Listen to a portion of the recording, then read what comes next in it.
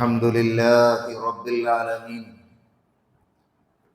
نحمده ونسلم على محمد صلى الله عليه وسلم وشر الأمور محدثاتها وكل محدثة بدعة وكل بدعة ضلالة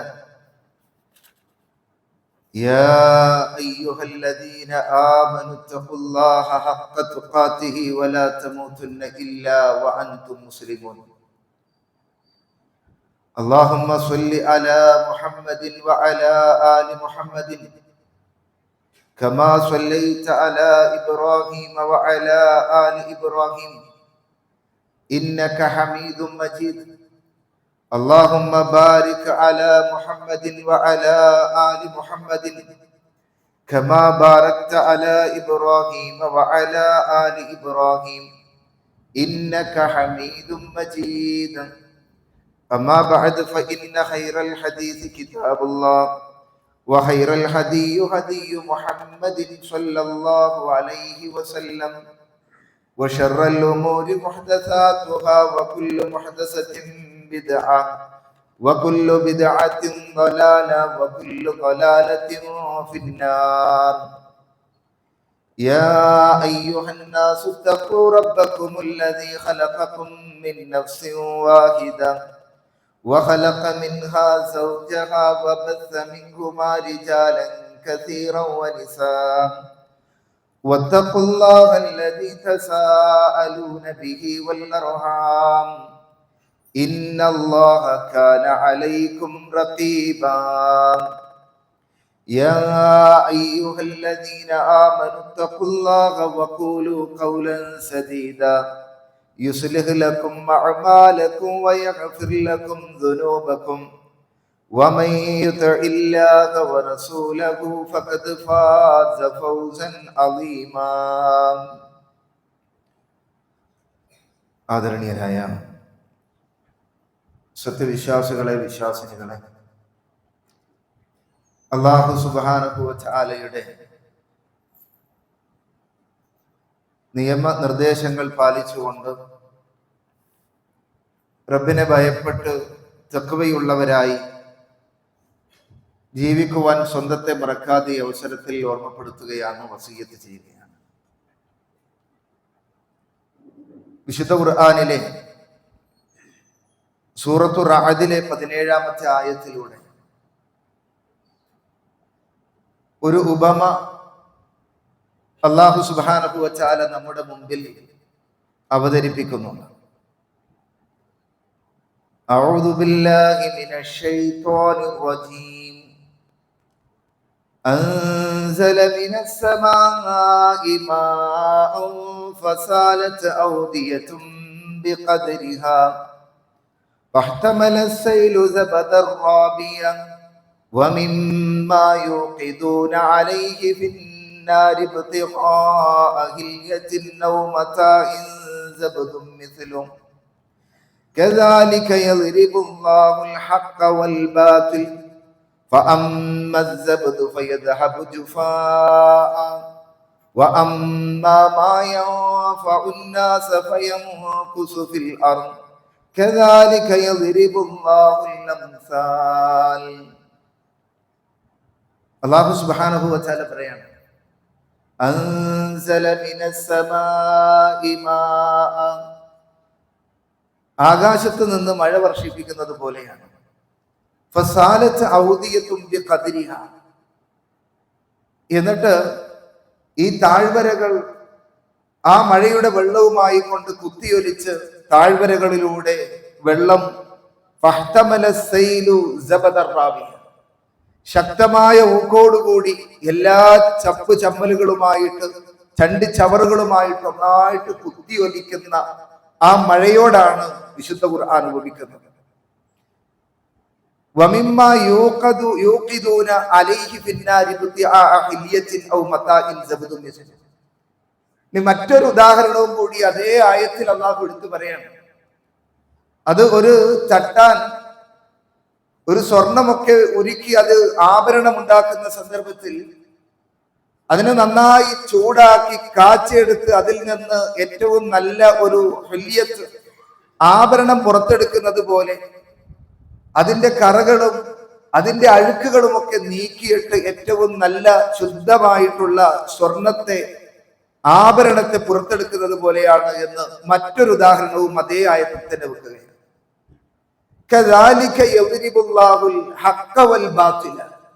അപ്രകാരമാണ് അല്ലാഹു സുബ്ഹാനഹു വ തആല സത്യത്തെയും അസത്യത്തെയും ഹക്കിനെയും ബാത്തിലിനെയും അല്ലാഹു ഉപമിക്കുന്നത്.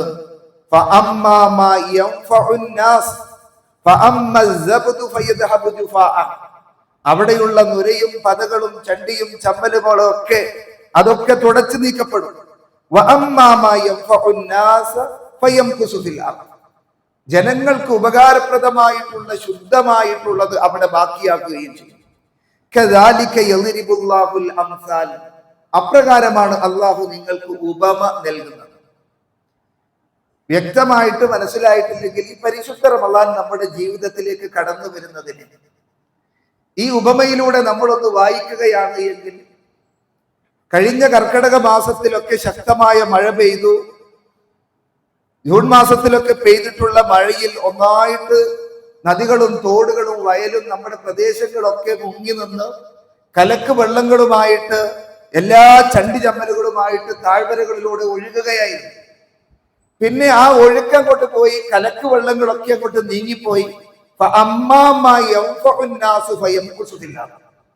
ജനങ്ങൾക്ക് ഉപകാരമുള്ളത് അവിടെ ബാക്കിയായി.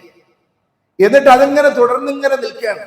ആ വെള്ളം ആ തോട്ടിലൂടെ, പുഴയിലൂടെ ശുദ്ധമായിട്ടുള്ള വെള്ളങ്ങൾ ഒഴുകുന്നത് അത് എവിടുന്ന വരും? ആ മാസത്തിൽ നിങ്ങൾ സന്തോഷത്തോടുകൂടി ആ നോമ്പിനെ നിങ്ങൾ നോമ്പനുഷ്ഠിക്കണം. ആ മാസത്തിൽ സാക്ഷിയായിട്ടുണ്ട് എങ്കിൽ എന്നിട്ട് ഈ വിശുദ്ധ ഖുർആൻ കിട്ടിയതിൽ നിങ്ങൾ സന്തോഷിക്കണം എന്ന് പറയാണ്. ഈ റമദാൻ കടന്നു വരുന്ന സമയത്ത് ആ മനസ്സിന് ആ സന്തോഷം ഇല്ല എങ്കിൽ, ആ ഒരു കുളിരില്ല എങ്കിൽ ഇനിയിപ്പൊ തുടങ്ങും ഓരോരുത്തരും പിരിവായിട്ട്.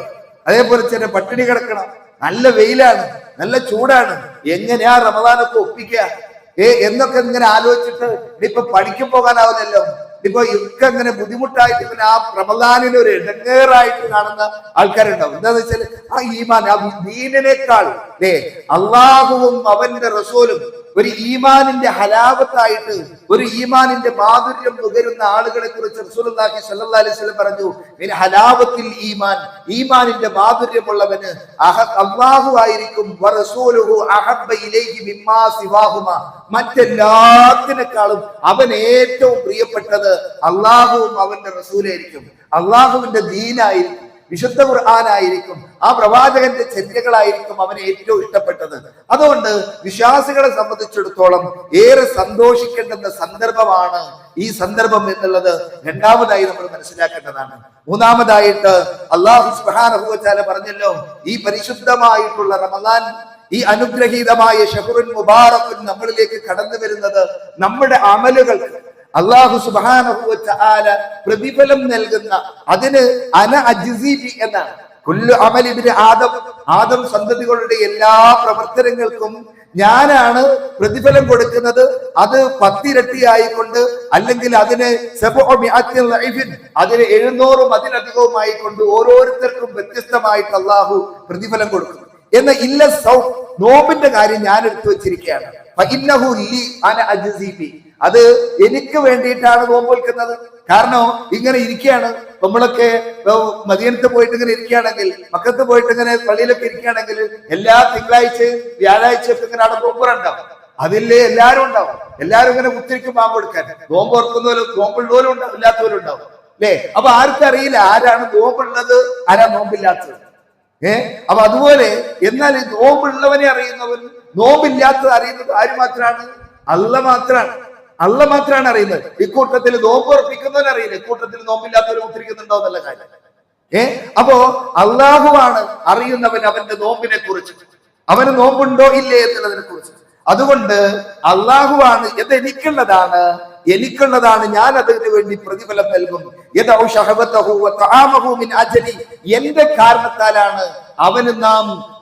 എന്റെ കാരണത്താലാണ് അവന് അവന്റെ വികാരങ്ങളെയും ഭക്ഷണങ്ങളെയും അവന്റെ പാനീയത്തെയും ഉപേക്ഷിച്ചിട്ടുള്ളത് എന്ന്. എന്നിട്ട് പറയാണ് അത് അത് അള്ളാഹു ഇപ്പൊ ഏതൊരു കാര്യമാണെങ്കിലും നമ്മൾ പറയാ ഓന് ഞാൻ വെച്ചിട്ടുണ്ട് എന്ന് പറഞ്ഞാൽ അതൊരു ശിക്ഷയാണെങ്കിലും ഒരു അടിയാണെങ്കിലും ആ അടിക്ക് ഇത്തിരി കരണ്ടാവുമല്ലോ. ഇല്ല, ഓനുള്ള ഞാൻ കൊടുക്കും എന്ന് പറഞ്ഞിട്ടുണ്ട് എങ്കിൽ അതൊരു സമ്മാനാണെങ്കിലും ഞാനത് സൂക്ഷിച്ചു വെച്ചതാണ്, ഞാനത് മാറ്റി വെച്ചതാണ്. അപ്പൊ അത് എല്ലാവരുടെ കൂട്ടത്തിലല്ല, ഓനെ സെപ്പറേറ്റ് കണ്ടിട്ടുണ്ട് അല്ലെ എന്ന് പറയുമ്പോ ആ സമ്മാനത്തിന് അതിനൊരു ഖനാധികം ഉണ്ടാവും. അതുപോലെ അള്ളാഹു പറയാണ്, അതിന്റെ കണക്ക് കൊണ്ട് പറയാതെ പറയാണ്, അതിന് ഞാൻ മാറ്റിവെച്ചതാണ്, ഞാനതിന് കൊടുക്കും. റിയാനിന്റെ കവാടത്തിലൂടെ സ്വർഗത്തിലേക്ക് പ്രവേശിക്കുന്ന സന്ദർഭത്തിലാണ് അത് നമുക്ക് കാണാൻ സാധിക്കുന്നത്, അനുഭവിക്കാൻ സാധിക്കുന്നത്.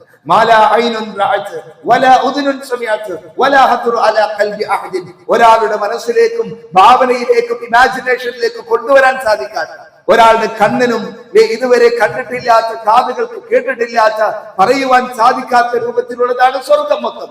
എന്നാൽ അതിനേക്കാളും ഉപരിയായിട്ടുള്ളത് അല്ലാഹു അവന് വേണ്ടി ഒരുക്കി വെച്ചിരിക്കുന്നു. ആ സ്വർഗത്തിലേക്ക് പ്രവേശിക്കുന്ന സമയത്ത് അള്ളാഹുവിന്റെ ചോദ്യമുണ്ട്, ഒരു വിളിയാളമുണ്ട്. ആ സമയത്ത് നിങ്ങൾ സംതൃപ്തരാണോ? എല്ലാവരും സുഖത്തിലാണോ? സന്തോഷത്തിലാണോ? എല്ലാവരും അതിന്റെ സന്തോഷത്തിലാണ്. ആ സന്തോഷത്തിന്റെ ആധിക്യത്തിൽ, ആഹ്ലാദത്തിൽ തിമിർത്തുകൊണ്ടിരിക്കുന്ന സമയത്ത് വീണ്ടും നിങ്ങൾക്ക് എന്തെങ്കിലും അധികമായിട്ട് നിങ്ങൾ ആവശ്യപ്പെടുന്നുണ്ടോ എന്ന് ചോദിക്കുമ്പോ അല്ലാഹു സുബ്ഹാനഹു വ തആല ഇനിയെന്ത് ഞങ്ങൾക്ക് കിട്ടാനാ, ഇതിനപ്പുറം ഞങ്ങൾക്ക് എന്ത് കിട്ടാനാ? അപ്പൊ അല്ലാഹു പറയാണ്, ഉണ്ട്, നിങ്ങൾക്ക് ഞാൻ ഒന്നുകൂടി രഹസ്യമാക്കി വെച്ചിട്ടുള്ളത് നിങ്ങൾക്ക് തരാൻ ഉദ്ദേശിക്കുകയാണ്. ആ സമയത്താണ്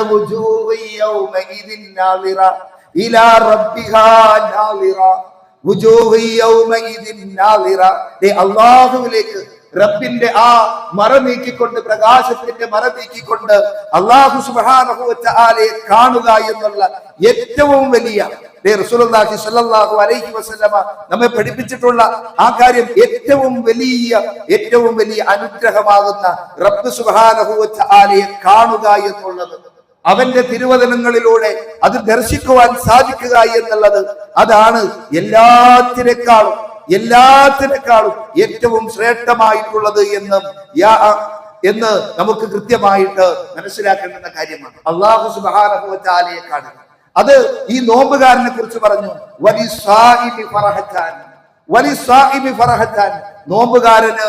നോമ്പുകാരന് രണ്ട് സന്തോഷങ്ങളുണ്ട്. ഒന്ന് അവൻ നോമ്പ് തുറക്കുന്ന സമയത്ത്, നോമ്പ് തുറക്കുന്ന അല്ലെങ്കിൽ നോമ്പ് അവസാനിപ്പിച്ച് ഈദുൽ ഫിത്റിലേക്ക് പ്രവേശിക്കുമ്പോൾ പ്രത്യേകമായ ഒരു സന്തോഷം ഉണ്ടാവും. നോമ്പ് തുറക്കുന്ന സമയത്ത് ഒരു പ്രത്യേകമായ ആനന്ദം ഉണ്ടാവും. അതേപോലെ തന്നെ ആ റബ്ബിനെ കണ്ടുമുട്ടുന്ന സന്ദർഭത്തിൽ അവന് വലിയ സന്തോഷമുണ്ടാകും. ഇന്നക്കും സതറൗന റബ്ബക്കും കമാ തറൗന ഹാദൽ ഖമർ. ഒരു നല്ല നിലാവുള്ള രാത്രിയിൽ അല്ലാഹുവിന്റെ റസൂൽ സല്ലല്ലാഹു അലൈഹി വസല്ലം പറയുകയാണ്, ഇന്ന് നിങ്ങൾ ഈ ചന്ദ്രനെ കാണുന്നില്ലേ? ആ നിലാവലുകൾ പരത്തിക്കൊണ്ടിരിക്കുന്ന ആ നിലാവ് നിങ്ങൾ കാണുന്നില്ലേ? ഇതുപോലെ നിങ്ങൾക്ക് ഒരിക്കലും തന്നെ ഒരു മറയുമില്ലാതെ നിങ്ങൾക്ക് അല്ലാഹുവിനെ കാണുവാൻ സാധിക്കും. അതുകൊണ്ട് ആ റബ്ബിനെ കണ്ടുമുട്ടുക എന്നുള്ളത്, അള്ളാഹുവിനെ കാണുക എന്നുള്ളതായിരിക്കും. പിന്നെ ആ സ്വർഗത്തിന്റെ അനുഭൂതികൾക്കും അതൊക്കെ നിസ്സാരമായി അനുഭവപ്പെടുക, അതായിരിക്കണം നമ്മുടെ ഏറ്റവും പ്രധാനപ്പെട്ട ലക്ഷ്യം. അള്ളാഹുവിനെ കാണുക, റബ്ബിനെ കാണുന്നത്, അത് എവിടുന്നാ വരുന്നത് നമുക്ക് ചിന്തിച്ചാൽ മനസ്സിലാവില്ല. അതിന്റെ ആ ഒഴുക്കിങ്ങനെ തുറന്നുകൊണ്ടേയിരിക്കുകയാണ്.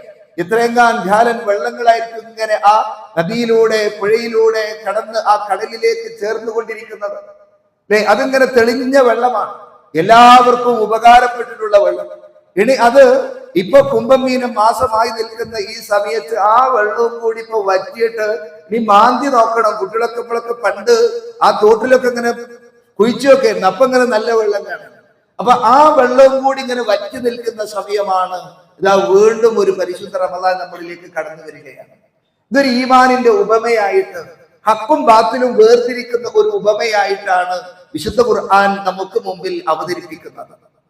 ആ ഉദാഹരണത്തിലൂടെ നമ്മുടെ തന്നെ വിശ്വാസികളായ അത്രയും ശുദ്ധമായ വെള്ളവുമായിട്ട് അത് ഒഴുകിക്കൊണ്ടിരുന്നത് അതുപോലും വറ്റി ഇല്ലാതായി ഉള്ളിലേക്ക് വലിഞ്ഞു നിൽക്കുന്ന ഈ സമയത്തിലാണ് അല്ലാഹു സുബ്ഹാനഹു വ തആല വീണ്ടും ഒരു പരിശുദ്ധ റമദാനിലൂടെ ഒന്നായിട്ട് എല്ലാ ചണ്ടി ചമ്മലും നിന്ന് പോരും, എല്ലാരും കൊണ്ട് അടിഞ്ഞുകൂടും. ആ റമദാൻ കടന്നു വരുന്നതോടുകൂടി നമ്മളൊന്ന് തീരുമാനിക്കുക, നമ്മൾ ഹക്കിന്റെ ആളുകളാണോ, യഥാർത്ഥത്തിൽ ഈമാൻ ഉൾക്കൊണ്ടിട്ടുള്ള ആളുകളാണോ, അല്ലെങ്കിൽ മലവെള്ള പാച്ചിലിലെ ചണ്ടികളാണോ എന്നുള്ള കാര്യം നമുക്കൊന്ന് തീരുമാനമെടുക്കാനുള്ള സന്ദർഭമാണ് നമ്മളിലേക്ക് കടന്നു വരുന്നത്. അല്ലാഹു സുബ്ഹാനഹു വ തആല അവന്റെ അനുഗ്രഹമാകുന്ന പരിശുദ്ധ റമളാൻ നമ്മളിലേക്ക് കടന്നു വരുമ്പോൾ അതിനെ ഏത് രൂപത്തിലാണ് നമ്മൾ സ്വീകരിക്കുന്നത്? ഈ റമളാനിൽ നിന്ന് അടുത്ത റമളാൻ വരെയുള്ള അതിന്റെ ഊർജം ഉൾക്കൊള്ളുവാനുള്ള കരുത്തോടു കൂടിയാണോ ഈ റമളാനിലേക്ക് നമ്മൾ പ്രവേശിക്കുന്നത് എന്നുള്ളത് ഗൗരവകരമായി നമ്മളൊന്ന് ആലോചിക്കണം. ഈ റമളാനിൽ പ്രവേശിക്കുന്ന സമയത്ത് ഒന്നാമതായി നമുക്കുണ്ടാകേണ്ടത് സന്തോഷമാണ്.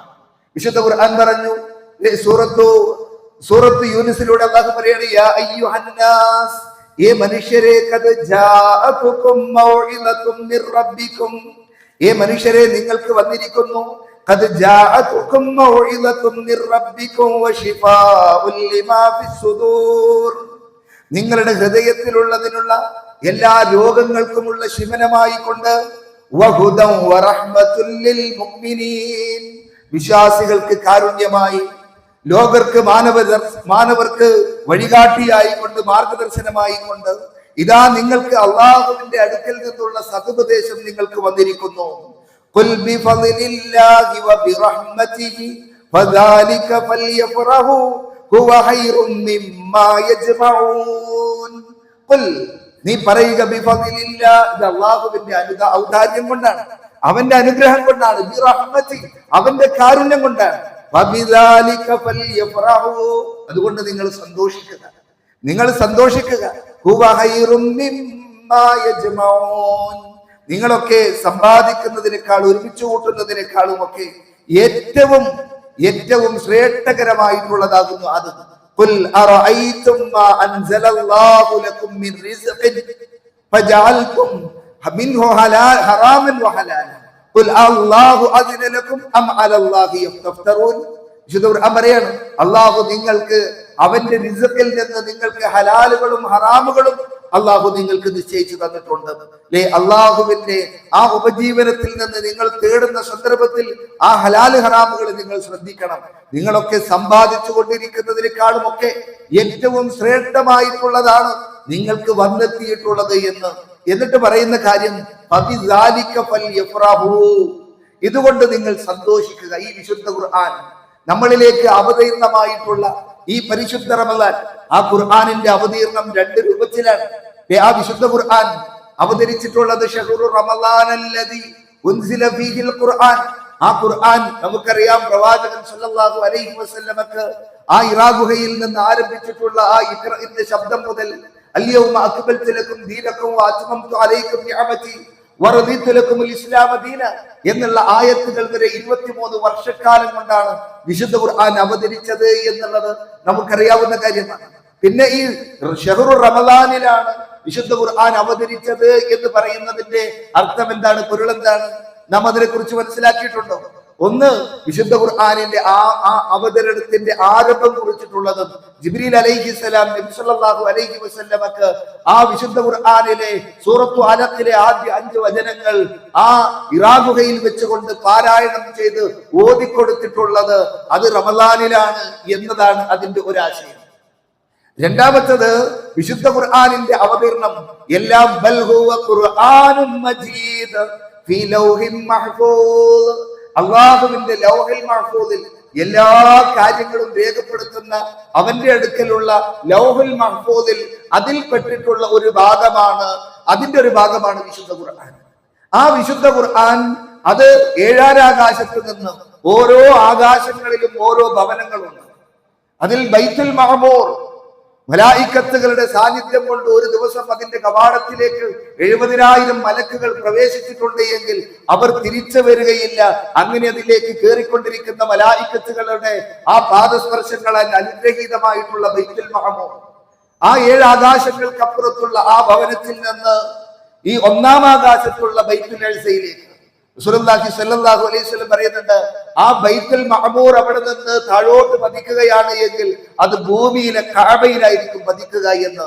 അങ്ങനെ ആ ഭൂമിയിൽ അതേ ഉയരത്തിലുള്ള അതിന് നേരെ തൂക്കമുള്ള ആ ബൈത്തുൽ മഅമൂറിൽ നിന്ന് ഒന്നാം ആകാശത്തുള്ള ബൈത്തുൽ ഇസ്സ എന്ന് പറയുന്ന ഒന്നാം ആകാശത്തുള്ള ഒരു ഭവനമുണ്ട്. ആ ഭവനത്തിലേക്ക് വിശുദ്ധ ഖുർആനിന്റെ അവതീർണം നടന്നിട്ടുള്ളത് അത് ഇന്നാ അൻസൽനാഹു ഫീ ലൈലത്തുൽ ഖദർ, ആ ലൈലത്തുൽ ഖദറിന്റെ അനുഗ്രഹീതമായ ദിവസത്തിലാണ്. അങ്ങനെ വിശുദ്ധ ഖുർആനിന്റെ എന്നിട്ട് ആ ബൈത്തുൽ ഇസ്സയിൽ നിന്ന് ജിബ്രീൽ അലൈഹിസ്സലാം ഘട്ടം ഘട്ടമായി കൊണ്ട് സാന്ദർഭോചിതമായി കൊണ്ട് നബി സല്ലല്ലാഹു അലൈഹി വസല്ലമക്ക് 23 വർഷക്കാലം കൊണ്ട് ഓതിക്കൊടുത്ത് പരിപൂർണമാക്കിയിട്ടുള്ള ആ ഗ്രന്ഥം അവതീർണം പല നാടുകളിലേക്കും ടൂർ ആഗ്രഹിക്കാത്തവർ എങ്ങോട്ടെങ്കിലും പോവുക, കാണുക, പല കാഴ്ചകളും കാണുക, അല്ലെ? അതൊക്കെ നമ്മളൊക്കെ ആഗ്രഹിക്കുന്നതാണ്. അതിൽ ഏറ്റവും വലിയ റബ്ബിനെ കണ്ടുമുട്ടാനാണ്. എനിക്ക് അള്ളാഹുവിനെ കാണണം, എന്നെ സൃഷ്ടിച്ച് പരിപാലിക്കുന്ന ഈ പ്രപഞ്ചത്തിന്റെ ആകാശങ്ങളെയും ഭൂമിയെയും അവന്റെ വലത് കൈയിൽ ചുരുട്ടിപ്പിടിക്കുമെന്ന് പറഞ്ഞ ആ അല്ലാഹു സുബ്ഹാനഹു വ തആലയെ, അർശിന്റെ ഉടമസ്ഥനായിട്ടുള്ള അർ-റഹ്മാനു അലൽ അർശി ഇസ്തവാ, ആ നാദരെ എനിക്കൊരു നോക്കി കാണാൻ സാധിക്കുക എന്നുള്ളതാകട്ടെ നമ്മുടെ നോമ്പിന്റെ ലക്ഷ്യം, അല്ലെ? ആ നോമ്പിന്റെ ലക്ഷ്യം. ആ നോമ്പിലേക്ക് നമ്മൾ പ്രവേശിക്കുമ്പോൾ ഒരു കാര്യവും കൂടി പറയട്ടെ, അള്ളാഹുവിന്റെ സ്വർഗത്തിലേക്ക് പ്രവേശിക്കണമെന്നുണ്ട് എങ്കിൽ ഏറ്റവും ശുദ്ധമായ മനസ്സിന് ഉടമസ്ഥൻ മാത്രമേ ആ സ്വർഗത്തിന്റെ കവാടങ്ങൾ തുറന്നു കൊടുക്കുകയുള്ളൂ. എല്ലാം ശുദ്ധീകരിച്ച് അല്പം അസൂയയോ അല്ലെങ്കിൽ അല്പം കുശുമ്പോ വിദ്വേഷങ്ങളോ വ്യക്തിവൈരാഗ്യങ്ങളോ എന്തെങ്കിലും ഒന്ന് അവരിൽ ബാക്കിയുണ്ട് എങ്കിൽ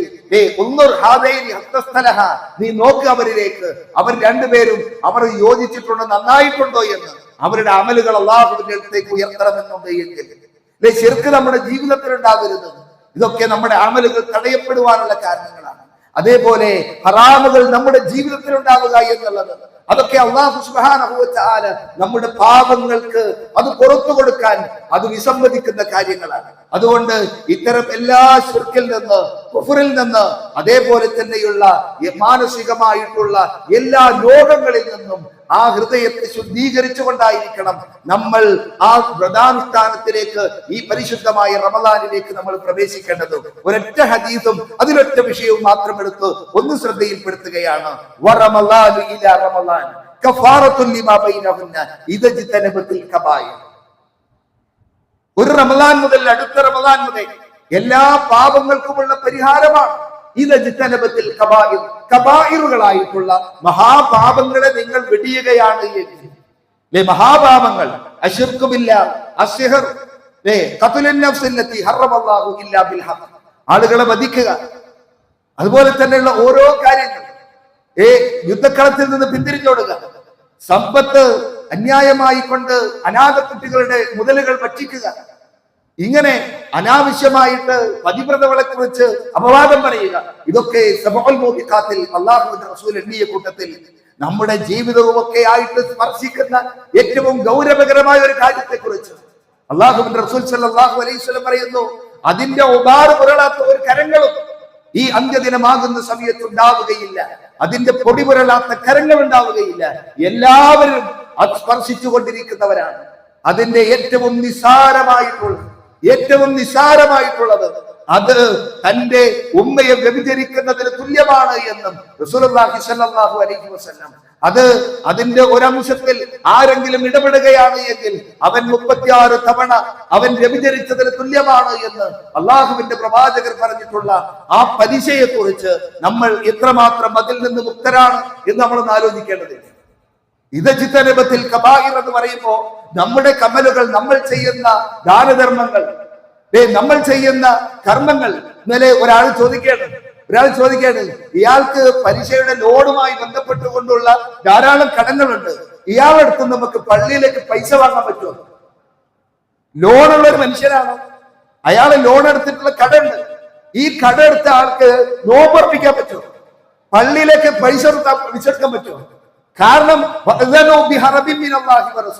അള്ളാഹുവിനോട്, അവന്റെ റസൂലിനോട് യുദ്ധം പ്രഖ്യാപിച്ചുകൊണ്ട് അള്ളാഹുവും അവന്റെ റസൂലും യുദ്ധം പ്രഖ്യാപിച്ചിട്ടുള്ള ആളുകൾ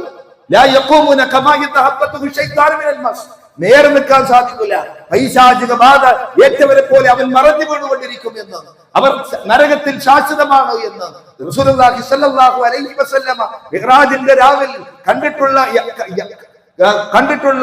ആ കാഴ്ചകളുടെ കൂട്ടത്തിൽ അതാ ഒരു രക്തത്തിന്റെ പുഴയിൽ കിടന്നുകൊണ്ട് കരകയറാൻ സാധിക്കാതെ കരകയറാൻ നോക്കുന്ന സമയത്ത് വീണ്ടും അതിന്റെ മാറാവുകാർ കല്ലെടുത്ത് എറിഞ്ഞവരുടെ വായിലേക്ക് കല്ലെടുത്തെറിഞ്ഞു വീണ്ടും അവരെ മദ്യത്തിലേക്ക് തന്നെ ആക്കുകയാണ്. ആ വിഭാഗം ആളുകൾ ആരാണ് എന്ന് ജിബ്രീലിനോട് ചോദിച്ചപ്പോ ആ വിഭാഗം ആളുകൾ അക്കുലുർ റിബ, പലിശ പുതിക്കുന്ന ആളുകളാണ്. നമ്മളൊന്ന് ആലോചിച്ച് നോക്കിയേ, ഈ പലിശയുമായിട്ട് കയ്യിലുള്ള ഫോൺ എങ്ങനെ വാങ്ങിയതാ? EMI. പെണ്ണുങ്ങൾക്ക് എങ്ങനെ വാങ്ങിക്കൊടുത്തതാ? EMI. എങ്ങനെയാണ് വണ്ടി വാങ്ങിയിട്ടുള്ളത്? EMI അല്ലെങ്കിൽ അടവ്, പലിശ. ഇങ്ങനെ വീടിന്റെ ഫൗണ്ടേഷൻ എങ്ങനെയാ ഇട്ടത്? അതിന്റെ അവസാനം ഒരു AC പോലും വാങ്ങി വെച്ചിട്ടുള്ളത് എങ്ങനെയാ? വീട്ടിലേക്കുള്ള ഉപകരണങ്ങൾ വാങ്ങിയത് എങ്ങനെയാ? കുട്ടികളെ പഠിപ്പിക്കുന്നത് എങ്ങനെയാ? കുട്ടികളെ കെട്ടിക്കുന്നത് എങ്ങനെയാ? ഇങ്ങനെ പോകുന്ന A to Z നമ്മളുടെ പ്രവർത്തനങ്ങളുമായി പലിശ കടന്നു വരുന്നത് വളരെ നിസ്സാരത്തോടുകൂടി നമ്മൾ കാണുന്നുണ്ട് എങ്കിൽ, ഈ പലിശയുമായി കൊണ്ട് അല്ലാഹുവിന്റെ റമളാനിലേക്കാണ് നമ്മൾ പ്രവേശിക്കുന്നത് എങ്കിൽ നമ്മൾ ഒരു വിഭാഗത്തെ കുറിച്ച് അല്ലാഹുവിന്റെ റസൂൽ സല്ലല്ലാഹു അലൈഹി വസല്ലം പറയാണ്, ഒരു വിഭാഗം ആളുകൾ അവര് അവൻ അവനാകെ പൊടിപുരണ്ടിട്ടുണ്ട്, യാത്രക്കാരനാണ്, ക്ഷീണിച്ചിട്ടുണ്ട്. യാ റബ്ബി യാ റബ്ബി എന്ന റബ്ബിനോട് ഇങ്ങനെ വിളിച്ചു കേഴുകയാണ്, അല്ലാഹുവേ എനിക്ക് എന്റെ പ്രാർത്ഥന സ്വീകരിക്കണേ എന്ന്. പക്ഷേ അല്ലാഹ് പറയാണ്, എങ്ങനെ ഞാൻ എങ്ങനെ അവന് ഉത്തരം നൽകാനാണ്? രാത്രിയുടെ അന്ത്യയാമങ്ങളിൽ കിടന്ന് റബ്ബിന്റെ മുമ്പിൽ കരഞ്ഞത് കൊണ്ട് അല്ലാഹു നമ്മെ തട്ടിക്കളയും. കാരണം എന്തേ? അല്ലാഹു നിഷിദ്ധമാക്കിയ കാര്യങ്ങൾ നമ്മൾ ഹലാലാക്കി. അല്ലാഹു പലിശയെ മായ്ച്ചു കളഞ്ഞിരിക്കുന്നു, ദാനധർമ്മങ്ങളെ പോഷിപ്പിക്കുന്നു. ദാരിദ്ര്യമല്ലേ നമ്മുടെ നാട്ടിൽ? എന്ത് കിട്ടിയിട്ടും തികയുന്നില്ല. ഒരു തെങ്ങിന്റെ മുകളിൽ തേങ്ങയില്ല, നമ്മുടെ കീസിൽ പൈസ ഇല്ല, ഒരു കാര്യത്തിനും എന്ത് തുടങ്ങിയിട്ടും പൊട്ടുക. എന്തേ പൊട്ടാതിരിക്കും? നമുക്ക് അർഹതയില്ലാത്ത, യോഗ്യതയില്ലാത്ത വാഹനത്തിലാണ് നമ്മൾ സഞ്ചരിക്കുന്നത്, യോഗ്യതയില്ലാത്ത വീട്ടിലാണ് നമ്മൾ താമസിക്കുന്നത്, യോഗ്യതയില്ലാത്ത ഐഫോണുകളാണ് നമ്മൾ ഉപയോഗിക്കുന്നത്, യോഗ്യതയില്ലാത്തവരോട് ഉപ്പമാണ് നമ്മൾ കഴിഞ്ഞുകൂടുന്നത്, ജോലിയാണ് നമ്മൾ സമ്പാദിച്ചിട്ടുള്ളത്. പിന്നെ ഇവൻ റബ്ബേ യാ റബ്ബി യാ റബ്ബി എന്ന് വിളിച്ചിട്ട് എങ്ങനെ ഉത്തരം നൽകും? ഒരു മാറ്റമെങ്കിലും ഈ പരിശുദ്ധ റമളാൻ നമ്മളിലേക്ക് കടന്നു വരുന്ന സമയത്ത് ഒരു മാറ്റമെങ്കിലും നമ്മുടെ ജീവിതത്തിൽ വേണം. റബ്ബിനോട് ആത്മാർത്ഥമായി കടങ്ങളിൽ നിന്ന്, അതേപോലെ അള്ളാഹു നിഷിദ്ധമാക്കിയിട്ടുള്ള അള്ളാഹു എല്ലാ പാപങ്ങളും പുറത്തു കൊടുക്കും. ഇല്ല മുജാഹിദായി അള്ളാഹുവിന്റെ മാർഗത്തിൽ ഷഹീദായ മനുഷ്യര് പോലും തടസ്സമായിട്ട് നിൽക്കുന്നത് പാപം പൊറുക്കാൻ. ഒരു നോർമൽ കടം, സാധാരണ പലിശയൊന്നുമില്ലാത്ത ഒരു കടം ഉണ്ടായിട്ട് ആ കടം വിട്ടാത്തതിന്റെ പേരിൽ അള്ളാഹു സുബ്ഹാനഹു വ തആല അവന്റെ പാപങ്ങൾ പൊറുക്കുന്നില്ല. മയ്യത്ത് കൊണ്ടുവെക്കുമ്പോ അവന്റെ കടമുണ്ടോന്നാ ചോദിക്കുന്നത്. അത് സാധാരണ കട. ആ കടന്റെ പേരിൽ ഒരു മയ്യത്ത് നിസ്കരിക്കുന്നില്ല. എന്നിട്ട് കണ്ടോർ അധ്വാനിച്ചതൊക്കെ വാങ്ങിപ്പോട്ടേട്ട് തിരിച്ചു കൊടുക്കാതെ ഈ റമളാനിലേക്ക് നമ്മൾ എങ്ങനെയാ പ്രവേശിക്കുക? ഗൗരവത്തോടു കൂടി നമ്മൾ ആലോചിക്കേണ്ട വിഷയമാണ്. അല്ലാഹു സുബ്ഹാനഹു വ തആലയെ ധാരാളമായിട്ട് ഓർക്കുക. അല്ലാഹ് പറയാണ്, നിങ്ങൾ എന്നോട് ചോദിക്കുക, ഉദ്ഊനി അസ്തജിബ് ലക്കും, നിങ്ങൾ എന്നോട് ചോദിക്ക്, ഞാൻ നിങ്ങൾക്ക് ഉത്തരം നൽകാം. നിങ്ങൾ ആത്മാർത്ഥമായിട്ട് അള്ളാഹുവിനോട് പാപമോചനം തേടി. മഹാനായ ഹസൻ അൽ ബസ്രി റഹ്മത്തുള്ളാഹിയുടെ അടുക്കൽ ഓരോരുത്തരും ദാരിദ്ര്യം കൊണ്ട്, പട്ടിണി കൊണ്ട് പ്രയാസപ്പെടുന്ന, കുട്ടികളില്ലാതൊക്കെ കഷ്ടപ്പെടുന്ന ആളുകൾ വന്നിട്ട് പരാതി പറഞ്ഞപ്പോ ഇദ്ദേഹം ഊതിക്കൊടുക്കുകയാണ്,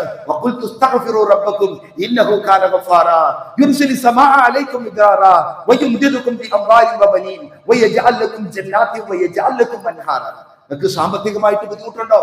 പ്രയാസമുണ്ടോ? ദാരിദ്ര്യമുണ്ടോ? മക്കളില്ലേ? കൃഷിയില്ലേ? ഒക്കെ നശിച്ചു പോകുന്നുണ്ടോ? മഴയില്ലേ? ബുദ്ധിമുട്ടുണ്ടോ? എങ്കിൽ അള്ളാഹുവിനോട് ആത്മാർത്ഥമായിട്ട് നിങ്ങൾ പാപമോചനം തേടി പ്രഭാതത്തിലെയും പ്രദോഷത്തിലെയും ആ ദിക്റുകളിൽ അള്ളാഹുവിലേക്ക് നമ്മൾ ആത്മാർത്ഥമായിട്ട് ഖേദിച്ചു മടങ്ങുക. തൂബു ഇലല്ലാഹി ജമീഅ, നിങ്ങൾ അള്ളാഹുവിനോട് ആത്മാർത്ഥമായിട്ട് റബ്ബിലേക്ക് ഖേദിച്ചു മടങ്ങുക. എങ്കിൽ യുംദിദുകും ബി അംവാലിൻ, പൈസ പടച്ചോ തരും. യുംദിദുകും ബി അംവാലിൻ വ ബനീൻ, നല്ല മക്കളെ തരും.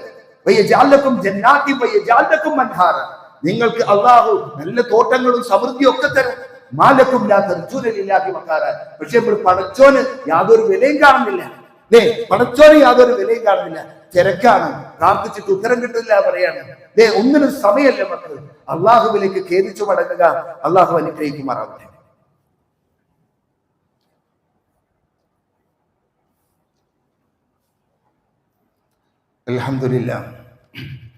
അൽഹംദുലില്ലാഹി റബ്ബിൽ ആലമീൻ വസ്സലാത്തു വസ്സലാമു അലാ അഷ്റഫിൽ അംബിയാഇ വൽ മുർസലീൻ വഅലാ ആലിഹി ഫമൻ തബിഅഹും ബിഇഹ്സാനിൻ ഇലാ യൗമിദ്ദീൻ അമാ ബഅദ്.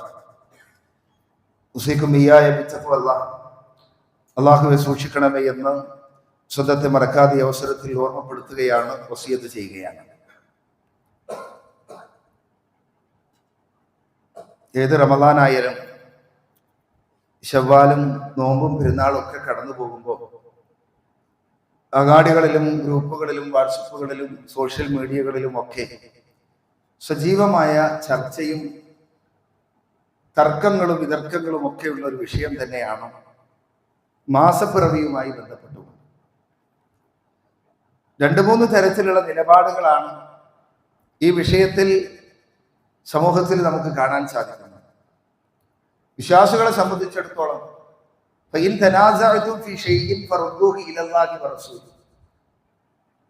വിശ്വാസികളെ നിങ്ങൾ നിങ്ങൾ അള്ളാഹുവിനെ അനുസരിക്കുക, അവന്റെ റസൂലിനെ അനുസരിക്കുക, ഉലുൽ അംരി മിൻകും, കാര്യങ്ങൾ കൈകാര്യം ചെയ്യുന്ന നേതൃത്വത്തെ നിങ്ങൾ അനുസരിക്കുക. ഇനി ആ വിഷയത്തിൽ നിങ്ങൾക്ക് അഭിപ്രായ വ്യത്യാസമുണ്ട് എങ്കിൽ വിശുദ്ധ ഖുർആനിലേക്കും തിരുസുന്നത്തിലേക്കും മടങ്ങുക എന്നതാണ് നമുക്ക് പ്രമാണമായിട്ട് വിശുദ്ധ ഖുർആൻ നമ്മെ പഠിപ്പിക്കുന്ന കാര്യം.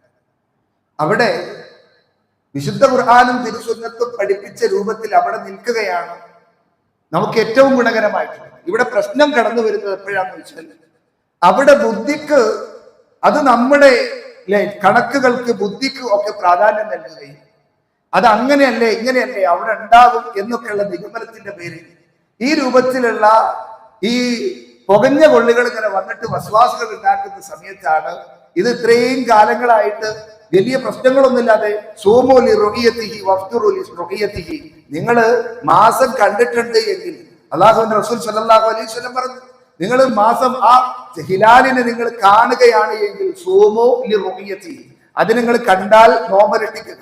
വഫ്തുറുലി റൊഹിയത്തിഹി, അതിനെ കണ്ടിട്ടുണ്ടെങ്കിൽ നിങ്ങൾ നോമ്പ് അവസാനിപ്പിക്കുക, അത് പെരുന്നാൾ ആഘോഷിക്കുക.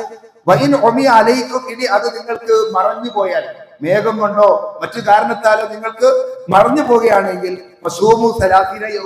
നിങ്ങൾ 30 തേക്കുക. ഇത് എപ്പോഴും ചില ആളുകൾ പറയുന്നത് ഇതെന്താന്ന് വെച്ചാൽ ഇത് ഇങ്ങനെ ആഘോഷങ്ങൾ ഉള്ളപ്പോൾ മാത്രം നോക്കിയാൽ മതി, എപ്പ എല്ലാ മാസവും നോക്കേണ്ട ഒരു പുതിയ വാദം. അതുപോലെ തന്നെ ആളുണ്ടെന്ന് കണക്കാക്കിയാൽ മതി. അങ്ങനെ ഉണ്ടാവും എന്നുള്ളത് കണക്ക് പറയുന്നുണ്ട് എങ്കിൽ നമുക്ക് അതിന്റെ അടിസ്ഥാനത്തിലാണ് അവർ റസൂലുള്ളാഹിന്റെ വാക്കുകൾ അവിടെ മാറ്റിവെക്കുക. അപ്പൊ ആഘോഷങ്ങൾ കാര്യം നോക്കുകയാണെങ്കിൽ ഇപ്പൊ എല്ലാ മാസവും ഒരു മാസം നോക്കണേ, അതിന്റെ മുമ്പുള്ള മാസം നോക്കണേ, അപ്പോഴല്ലേ 29 മനസ്സിലാവും. അതേപോലെ തന്നെ എല്ലാ മാസത്തിലും അയ്യാമത്തിന്റെ നോമ്പുണ്ട്, അതെങ്ങനെയാണ് കണക്കാക്കുക.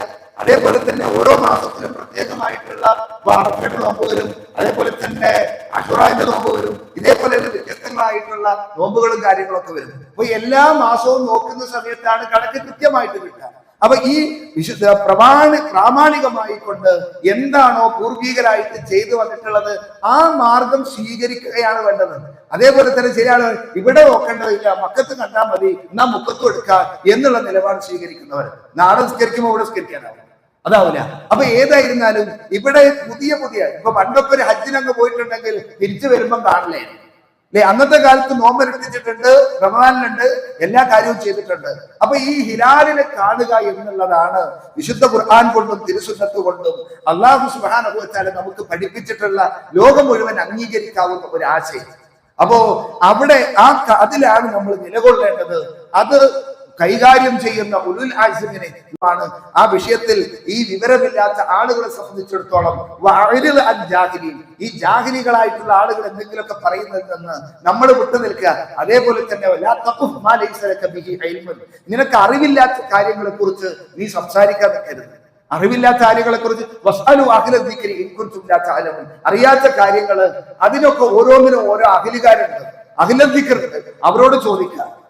അങ്ങനെ എല്ലാ നാട്ടിൽ നിന്ന് അല്ലെങ്കിൽ അങ്ങാടിൽ നിന്നല്ല നമ്മൾ വിഷയത്തെ കുറിച്ച് പഠിക്കേണ്ടത്, അല്ലെ സോഷ്യൽ മീഡിയകളിലൂടെ അല്ലാതെ പഠിക്കണം. നമുക്ക് സ്വീകാര്യമായ ആളുകളിൽ നിന്ന്, വിശ്വാസയോഗ്യമായ ആളുകളിൽ നിന്നായിരിക്കണം നമ്മൾ ദീൻ പഠിക്കേണ്ടത്.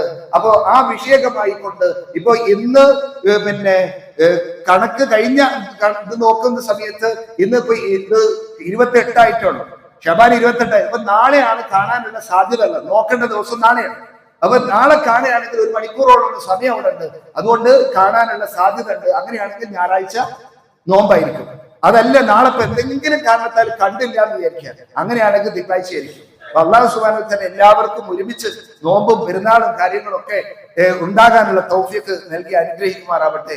അള്ളാഹുവിലേക്ക് നമ്മൾ ഖേദിച്ചു മടങ്ങുക.